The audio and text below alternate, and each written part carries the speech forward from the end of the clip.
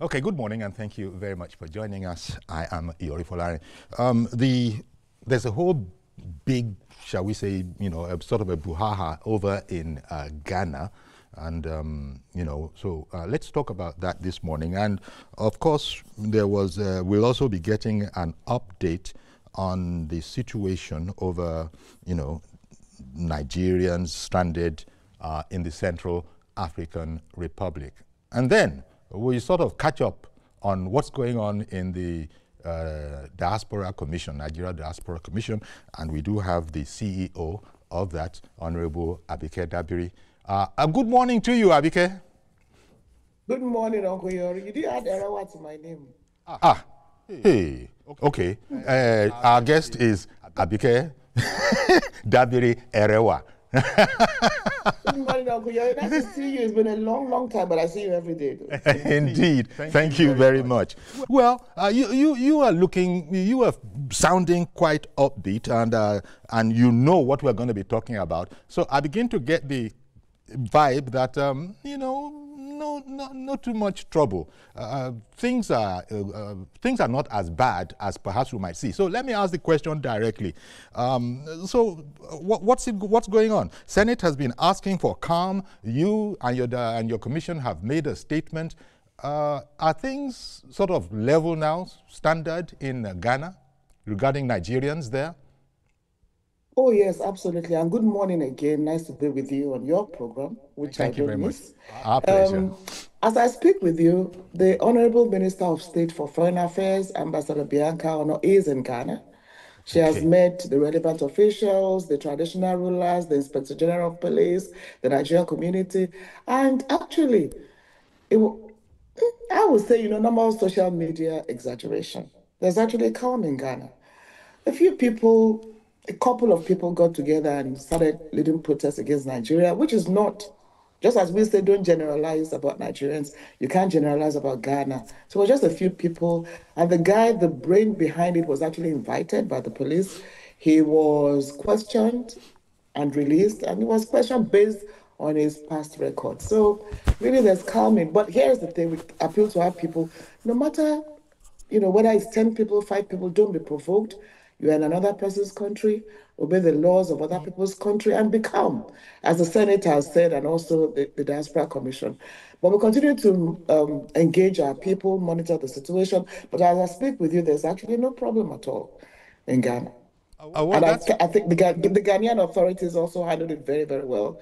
The Inspector General had a press conference, and the traditional rulers spoke to their people, and the Nigerian embassy, the Nigerian ambassador, Ambassador Adeoye, was also in touch with the community, and we were also in touch with our community. So there's really no problem at the moment. Okay, that's very gratifying to hear. We've always had this situation in Ghana, unfortunately. It's been going back to, I think it goes back to when Alhaji Shehu Shagari was in office, and then there have been incidents. Sometimes they say we initiated, sometimes they say Ghana initiated. But today, I'm very happy to hear that whatever that issue was, it's probably been blown out of proportion.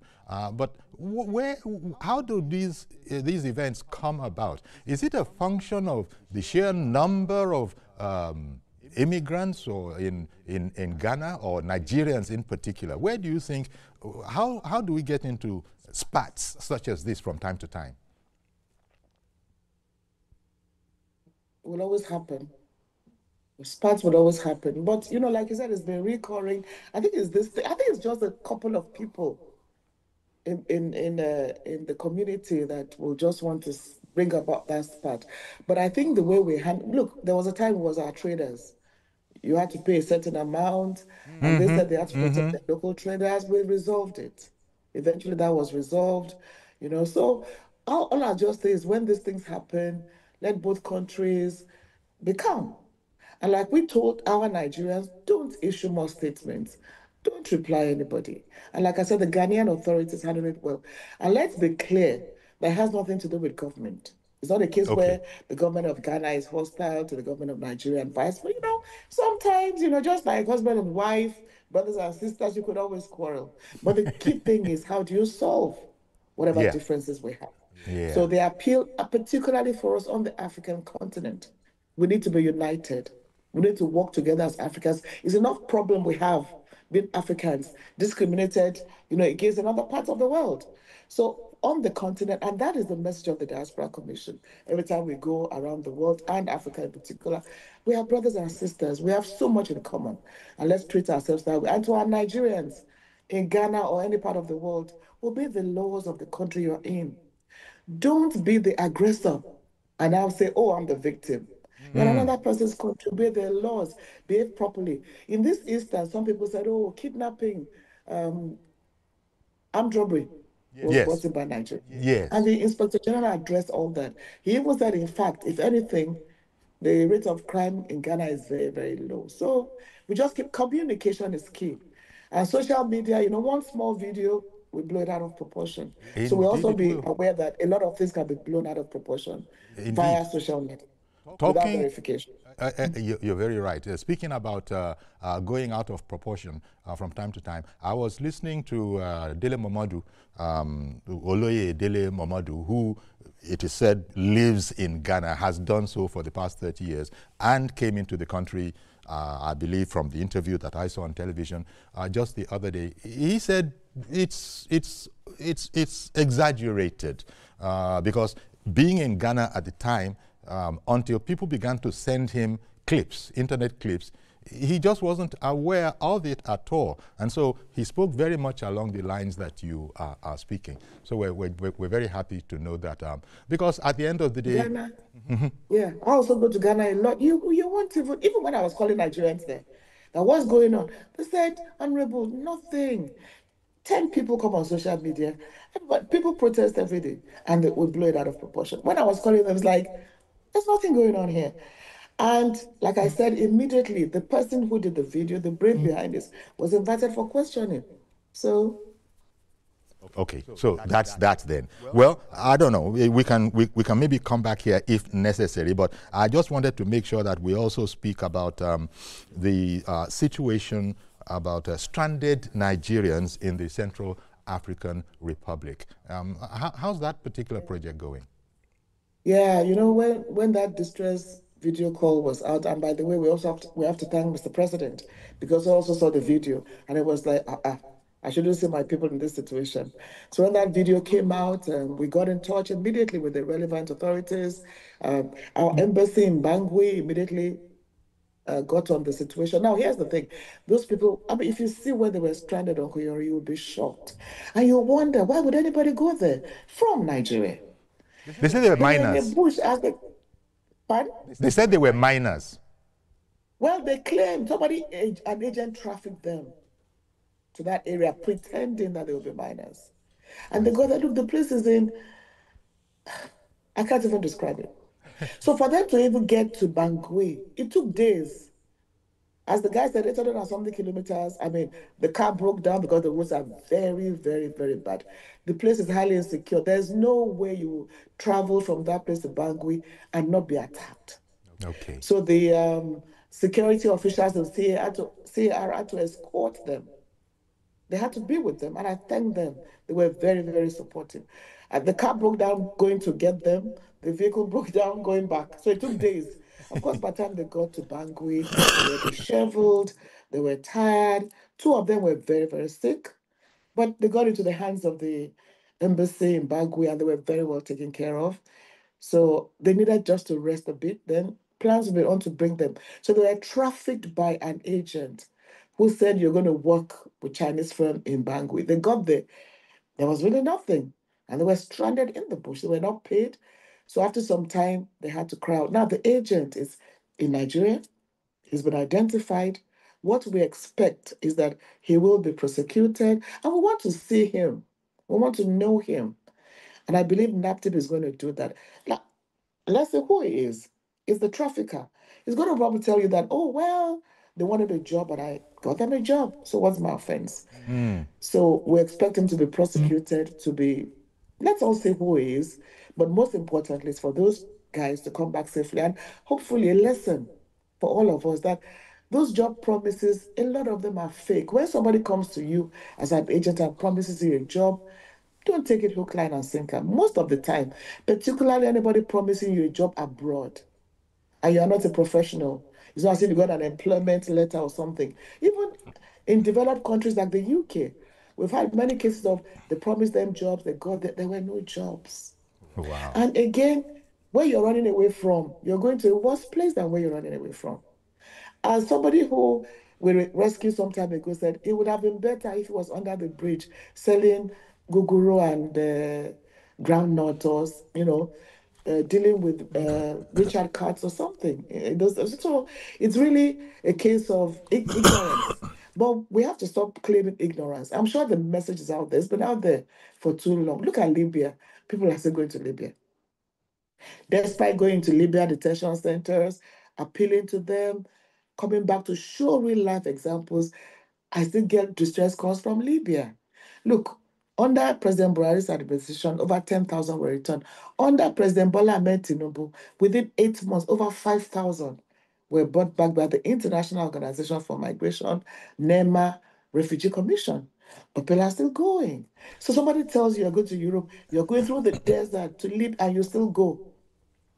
It's a problem. So maybe those people are tricked because there was a time when people were actually making Libya a destination. Are those times over? They are tricked because they're en route, supposedly, to somewhere else like Europe, and that's why they have anything to do with Libya? Or are people still making, plans for going to Libya in spite of, what I imagine must have been advisories against that?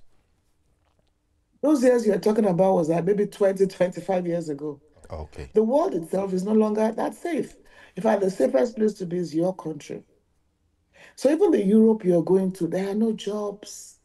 You go to the streets of Paris, you see blacks sleeping in the cold weather. We were in a country where we went to the shelters to, meet our people there. There are no jobs in some of these places. So that's what I'm saying, that if you're going, know where you're going to, and be sure of where you're going to. So, and I'm saying it, no matter what anybody says, Nigeria is better than, I see them all the time, and we have this conversation. The Nigeria you're running away from is better than where you're going to. And that is the reality. Even in the so-called developed world, if you are not a regular migrant, if you're an irregular migrant, if you're migrating illegally, you have a big problem. Before, maybe 20-something years ago, you may have survived, you may have, been able to get through something, but not anymore. So go as a legal migrant with your documents. If you're going today, any part of the world as an illegal migrant, the risk is 99.999%. It's going to be very, very tough. Okay, one moment, please. Taiwo in Akure, good morning, and thank you for calling in. Taiwo, can you hear me in Akure? Taiwo in Akure, can you hear me? Good morning. Good morning, Uncle Yori. Good morning, sir. Please go ahead with your question Yori, now. Good morning. Good morning. Thank you for calling in. I'm hearing you, Uncle Yori. Yes. Good morning. Yeah. Go ahead, please. Yes, let me appreciate what you are doing. You're very kind. And I want to appreciate Advocate Erewa. Yes. Okay. She heard you. And I know that you didn't forget to add the Erewa. You put it, Dabiri Erewa. I'm fighting. Thank you. I didn't hear you, but thank you. I heard.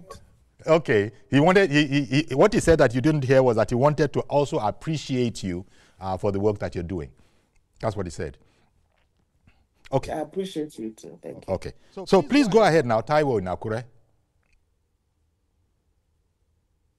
Taiwo?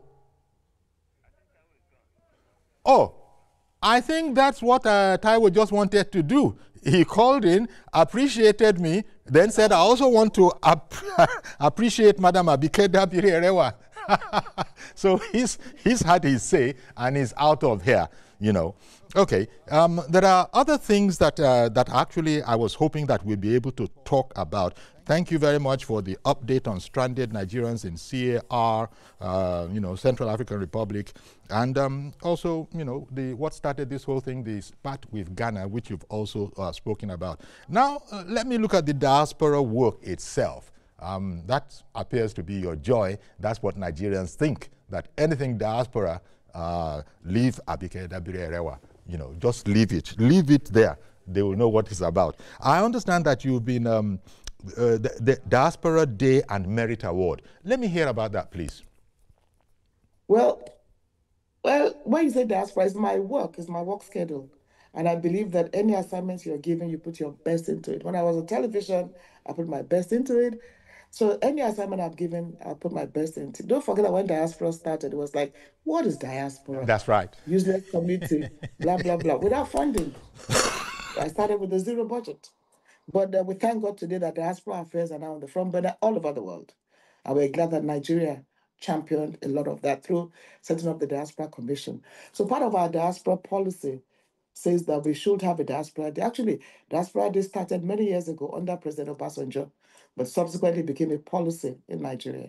So we have the Diaspora Day, July 25 every year. Now we introduced 26th for the Diaspora Merit Award because going around the world, we saw that, listen, there are too many good stories and too many Nigerians doing amazing things. And it's like, there can't be any other country like Nigeria or Nigerians. So we introduced the Merit Award, and this is the third edition, and I say was quite successful. I thank all the staff of Nigerians in Diaspora Commission, the LOC, the secretary, Dr. Basi, management staff, everybody worked very hard to put the commission where it is today. And it was very exciting. We actually had about 30 African Americans who joined us this year because they said, we're diaspora and we want to come home and see what you're doing. So we had the youth event too, which was very inspirational. So the idea is to celebrate our brothers and sisters all over the world and tell good stories, share experiences, have those conversations. They are now investing back home, healthcare, medicine, healthcare, education, ICT, food business, and all that. So really, we keep engaging the diaspora because it's about human capital development. So we continue to do that. And we also launched, the Minister of Education, Dr. Alausa, launched the Diaspora Bridge, which is a platform for those in the STEM, science, technology, engineering, medicine, to be able to contribute wherever they are. So through the bridge, like we said, a bridge between them and they can give lectures to tertiary institutions in whatever way they want to contribute. A platform is there for them. So that came up on the 28th. So we said, well, it was like the whole, even more than a week for the diaspora. And there are many more programs. We launched the Home and Abroad, which is helping the diaspora to buy their own houses. Go on the secured platform. You pay your money to First Bank. The developers are there. The Sidani, Trust Grow, we're partnering with them. They're just going to ensure that your funds are not siphoned. You will not lose your funds. You're going to get your house. So we launched the Home and Abroad for the diaspora. And there are many more programs. The Diaspora Data Portal has started so that we can be having Nigerians on the portal. Register. Let's know where you are. Not just when there's a war or there's a crisis that we know where you are. And a lot more that we've been doing. And then people have been coming to understand NIDCOM. 11 countries have come here to say, how are you doing it? And even Botswana just said they want to do their Diaspora Day, the Diaspora Investment Summit. Zimbabwe did the same thing. So it's important. It's about human capital development. But there are challenges too. More funding and more support. Okay. Ayodele in Apapa, good morning. Ayodele, can you hear me? Good morning. Ayodele, good morning. Can you hear? Oh dear. Oh dear. Well, can you hear me?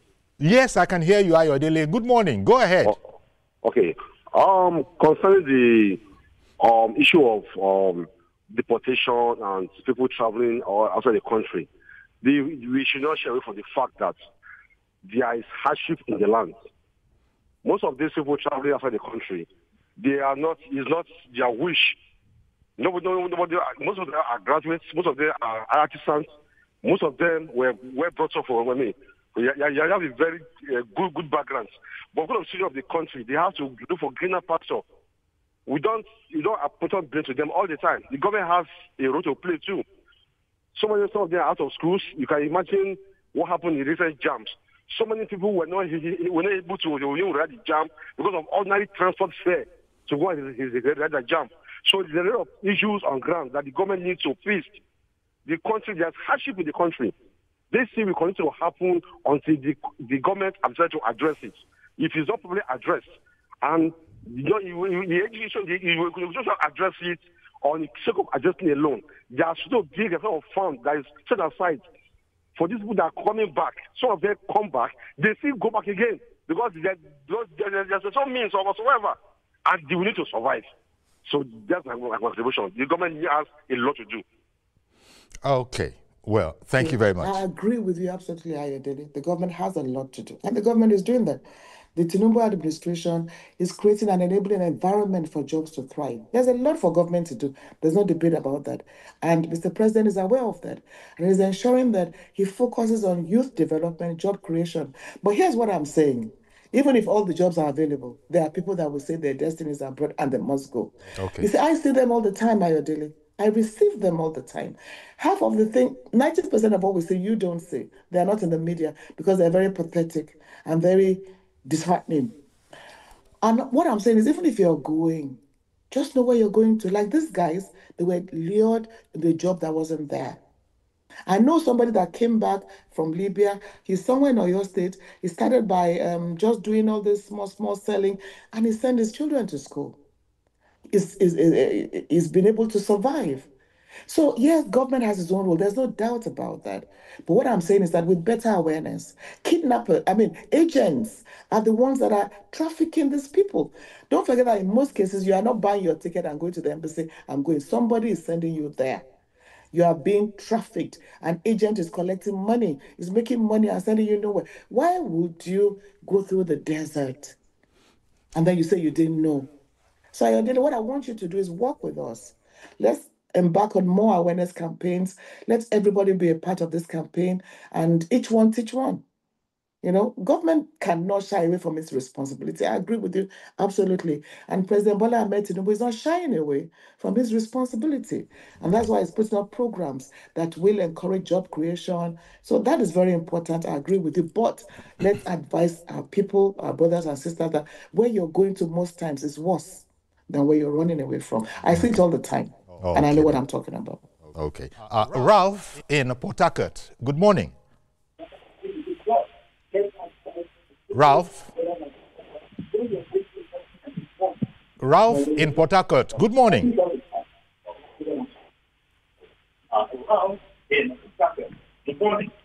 Good morning, Uncle Yeri. How are you? Good morning, sir.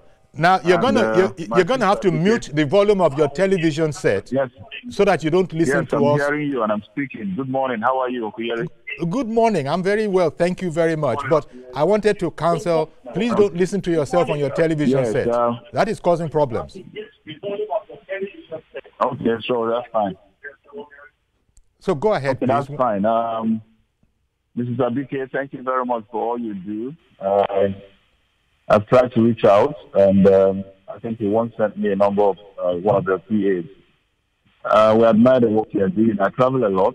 Honestly, you don't need a prophet to tell me what you're saying. When you get out there, honestly, the Nigerian passport is not a cause. It's our behavior that is causing it. The way Nigerians are profiled, the way we are treated. But shockingly, Nigerians are the best. Out of every best expert, medical doctors we meet, out of every 3, 2 are Nigerians. Brilliant, articulate. You begin to ask yourself, what is wrong with us? Is there anything that when we leave the borders of this nation, one demon flies in, demon of misbehavior, then when we are coming back here, we carry it? It's some questions to ask. And, most of these diplomatic nations, they watch all this. They watch how we treat ourselves. They watch our behaviors. They watch our conduct. So I think technology has come to stay.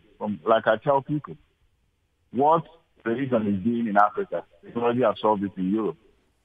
So we want to partner with organizations like yours. As a matter of fact, I was trying to talk to a PA, one invite you everything. to bring you down here to see what we're doing. What some of organizations like ours are doing is to reverse medical tourism. And that's an area I think that will interest you. But you'll be very busy, I was told by your PA. When you're ready now, we'd like to fly you down, like you to see what we're doing and our little part, using technology to mitigate, because that's what actually is happening. Everybody wants to watch out there. You can stay here in Nigeria and speak to any doctor in the whole world. When you're ready, just tell me how we're going to reach you, fly you down to see things. A lot is happening. We'd like to work with you. Recently, I visited Europe and America. I was able to see some Nigerians. You know, most of them are willing to come home. But they keep telling you security. They keep telling you, first of all, it's life and insecurity. These are things you tell you. If you bring life and security down, they don't want to be there. And somebody said something, and I will never forget it. I keep laughing. He said, landlord, travel and sleep. They don't tell you the truth of what is going on. Most Nigerians are going through hell. I'm not talking about, I'm talking about out there. They know what they want to talk. So they go to downtown, take few pictures, have some outfits, send down here. Everybody, it's rosy. It's not rosy anything. Most of them are going through hell. Nigeria is a very good place. Are you talking about the weather? Are you talking about a warm nature, relationship? But they won't tell you this part. They only show you the snacks, how they are eating, the pump from pageantries. They won't tell you how many times they walk. They won't tell you how many times they stay awake. They won't tell you the drugs they are suppressing their depression with. So it's a tough life. It can be a tough life abroad. Function of something that needs to be solved. Okay. So, indeed, Ralph, what you're saying... that PA? I need to go and knock the PA's head. I think you should be one of our consultants, but I'm one of the easiest to reach. Just send an email, admin@nidcom.gov.ng. Tell us what you want to do, how you want to work with us, and you get a response. So I'm not sure that PA is actually a NIDCOM proper PA, but that is the email. We'll be willing to receive you. You're in Port Harcourt anytime you come to Abuja. Let us see you, and I'll be glad to have a conversation with you. Because if I say what you said, they will say it's because I'm in government, but that is a reality. There was a medical practitioner who said to me that if I received a certain amount, I really want to come back. But guess what? In the last few years, our Nigerian doctors in the diaspora have been setting up hospitals in Nigeria. I can count about 10. The best hospital for stroke is here in Nigeria, in Imo State. It was one of our award nominees, but nobody talks about those things. Bad stories trend. Yes, we are the best all over the world, but we don't talk about it. And that is why we celebrate Nigerians in the diaspora. And when I started by celebrating them, they will go on social media and say, but why are you celebrating them? Are you the one that made them? I said, listen, if we don't celebrate ourselves, nobody will. And I'm glad we've been doing that. And now Nigerians come to us and send us, look at what I've achieved. Look at what I've done. But Uncle Yori worked out for the younger generation of Nigerians abroad. They are coming with a bang, and they will make a lot of difference. Thank you very much, Ralph. I appreciate your comments. Thank you. Okay. I'll tell you what, Abike, we'll take a quick break now. Good morning. And Thank you. Good morning to the madam. She's been very, very awesome. Nobody can talk less than that. I appreciate her efforts. In fact, I was thinking that she will be the communication minister, but she's also doing a good job where she is now. But I would talk to her to please help this government, because I know that communication is very, very vital. I think the government is ignoring the fact that the social media is a strong instrument to influence people. And the younger people, like you said, are being cheated by agents. You know, these people Being are duped. feeding on them, deceiving them that the grass is greener everywhere. On the other side. And Nigerian youths, especially, you should know that the social media has just been dropped on us. We are not natives. And so the social media is being used wrongly. And these guys have smartphones. Now, if government continues to ignore this narrative, as much as some youths are doing everything to do well, those that are pushing the negative narrative are having the stronger voices.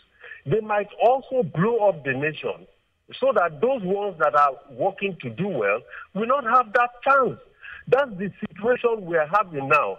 You see, when every day you see on media, oh, people are hungry, people are hungry. This thing goes beyond just not ignoring them, as it were.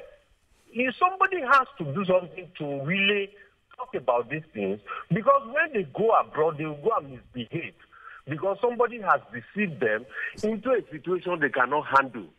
So the level of that much of a problem, I don't think that this government is addressing it very well.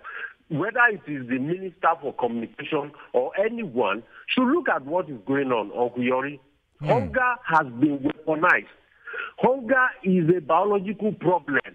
People get hungry everywhere.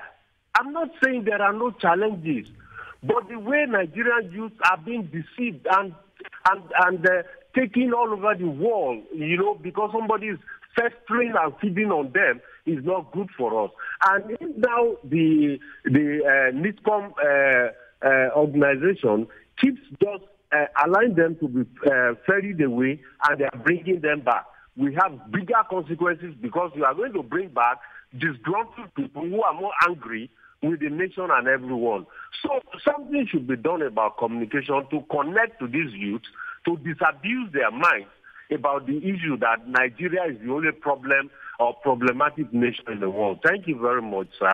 Well, thank you very much for calling in. I was actually at an event yesterday by the Nigerian Institute of Public Relations where they had some reputation managers. They're doing something. So I agree with you that we all need a lot more to do. I will not stop. We all continue to work together to continue to pass this information.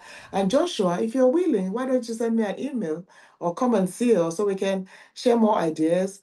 And this administration is ready to listen to everybody.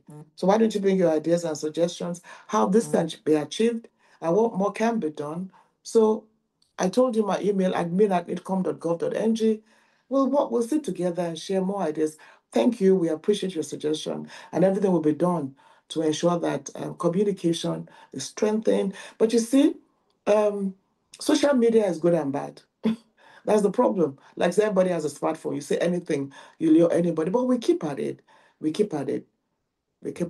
Indeed. Thank you.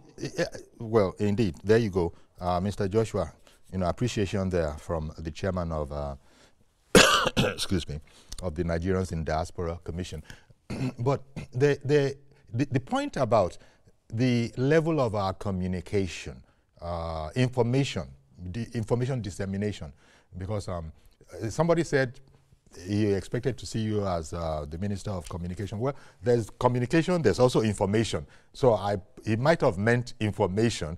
So I just want to stay on there. Do you think we can do more? Well, of course, information. First of all, preparing it, disseminating it costs money. One gets the impression, one probably isn't right, one gets the impression that Nigerians are a bit shy, official Nigerians, maybe like your very good self, are a bit shy to pay the bill that other countries will pay instantly when they see those figures, those consultancy figures with so many zeros behind them, and they say, I can't be shy. I'm a media person. I can't be shy. But do you have it? It's not about being shy, but do you have the resources to do that? But even at that, I'll just say that it's not about being shy. It's about prioritizing information dissemination.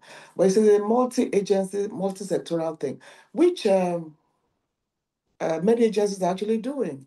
So we work with everybody, NOA, NAPTIP, NEMA, Refugee Commission. It's a multi-sectoral thing, but information is... Okay, I'll give you an example.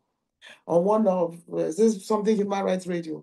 He went on his radio, abused, said we were getting $20 billion. What are you doing with $20 billion? He went on and on. I said, okay, I'll come and speak. You know what he said? I should bring 5 million naira. You are the one talking. You are the ones spreading wrong information.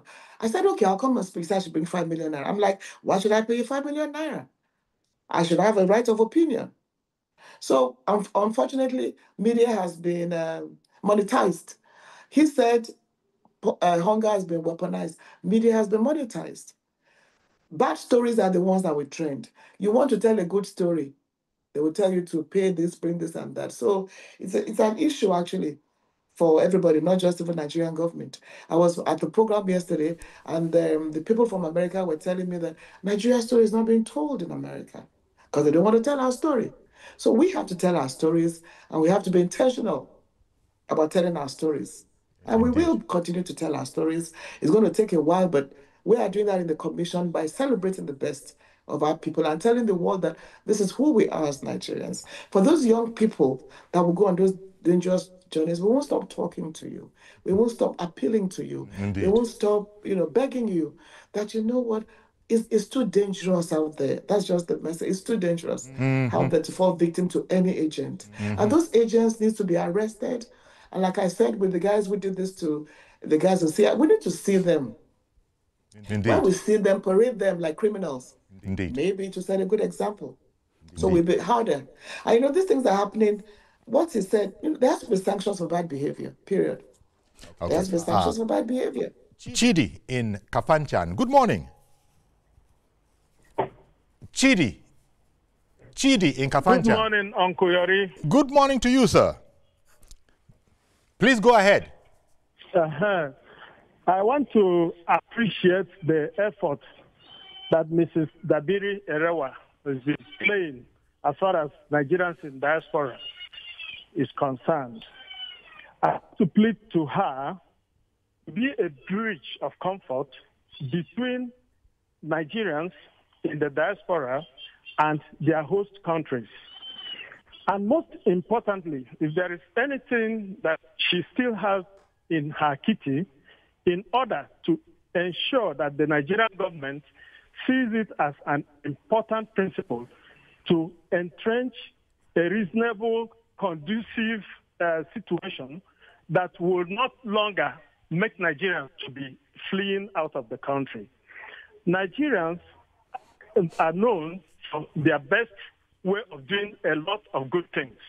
Let the government be in partnership with the entrepreneurial personalities, those who have the idea, those who have the need, those who have what it takes to put up industries, to put up companies where Nigerians, whether technicians, whether administrative students and their likes, graduates and undergraduates, can get employment and then trade, boost trade. Let the economy be okay. By doing this, I want to believe that the number of people that will be wishing to flee the country at will reduce. And then the bad name that have been known for because they leave their country to go to other countries will be reduced. While we do this, I pray that the good Lord will help Nigerians. Okay. Thank you so very much, and God bless you. Thank you very much, Chidi. Points are very well appreciated and very well noted. And the President Bola administration is actually focusing on job creation. You may not, let's understand, and for the first time, we have a youth as a minister of youth. I want to see that happen. Look at the NEL fund. I was watching a video this morning. Nigerian students are now getting loans. They'll complete their education and come out there and hopefully get jobs. And then Mr. President wants to ensure that government will not create jobs, but they make the environment conducive for jobs to be created. It's beginning to happen. We've heard from people. So your point is noted, and I'm sure people watching have also noted that, and government noted that, but we will continue to ensure that, as Mr. President says, the welfare of the average Nigerian is his paramount priority. Okay. Thank you. Kesandu in Owerri. Good morning. Uncle Yori, God bless you. And you good too, morning, Auntie Abike. Let me start by commending, like every other person have said. You've actually spoken so well, and God's willing, if these things are put in place, we'll have a better society out there. But you see, like some other callers have said, if anybody is saying that why Nigerians are leaving this country, it pains some of us because some of these countries that are treating Nigerians badly do not get to us in any aspect of life. They're not in our level. That's the truth about it. But it's so unfortunate because of our quest, especially we young people, for greener pastures. And some of these things unfortunately happen to us out there. You see, when some people say, we're trying to portray Nigerians' hunger, truly, sincerely speaking, that's why I appreciate you. You've actually acknowledged that in as much as, yes, this thing is happening, that the government is making efforts. Yes, let us also accept that fact that things are not really cool in the country. You understand? Vis-a-vis hunger and everything. Because if out there are no opportunities there, our leaders will not send their children there.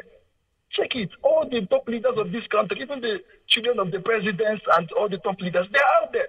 So it clearly shows that there are opportunities there. But I can tell you, if the government can be very much sincere, come back home. We have all it takes to make Nigeria a better place, that people want to even come from Europe even to come to Nigeria. Because what the human and natural resources are here. But it's just to make it a better place, our problem. So all we want is just sincerity of purpose. And Nigeria will be a better place for us. We want Nigeria to work. We are not even ready to go out there to get humiliated by people who are better off. God bless us. Indeed. Well, thank you very much. Thank you, Chidi. Your comments are so inspiring. Very, very inspiring. And you know what? My message has always been, Nigerians at home. Let's work with Nigerians in the diaspora. We'll build this country. It's not just the president. It's not just the ministers. It's not just those in government. It's about you and I. And those countries you're talking about were built by their own people. And then we need to celebrate ourselves. We are fantastic people. And then that self-hate. Somebody made that comment at the forum yesterday. That self-hate, we should stop it. I'll tell you a story. An African-American wanted to come to Nigeria. She said she wanted to celebrate her birthday in Nigeria. It was a Nigerian that said, don't go. They'll kidnap you. You're not going to come back alive. Guess what? She came. And she's been coming for the past 5 years, celebrating every birthday in Nigeria. And when they come, they tell me, why is this not what we're hearing? When we come, what we see is not what we heard. So we need to also be the promoters of our country. Okay, I'll give you another instance. You go to another man's country. Let me give you India, for instance. You hear a lot of stories from India. Look, there's nothing you can do. Finish your education in India. Do everything. You will not be employed. Really? You will not be employed.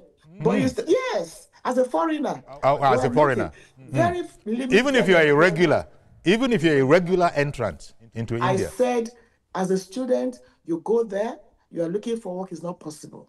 Okay. Except they need that thing in you. Because they haven't employed all their people. Yeah. So you go there, you don't find a job, you now do drugs or commit a crime, and they deport you or they lock you up.